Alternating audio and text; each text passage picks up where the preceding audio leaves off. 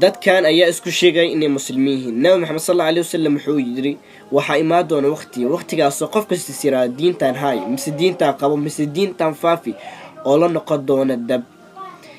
hadaba show ay qaban doonaan gabartani wiilkan waxaanu ku qaban doonaa Nairobi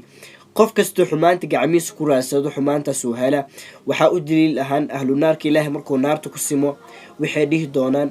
يا ليتنا أطعنا الله وأطعنا الرسول شلاتدين هذا لله أن كعب صلهن أنا أطيع له النبي محمد صلى الله عليه وسلم وقالوا ربنا أطعنا سادتنا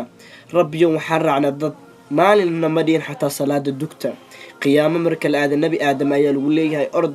ومدى هذا كسو حسابي كون كبا ساقاشن ساقال قف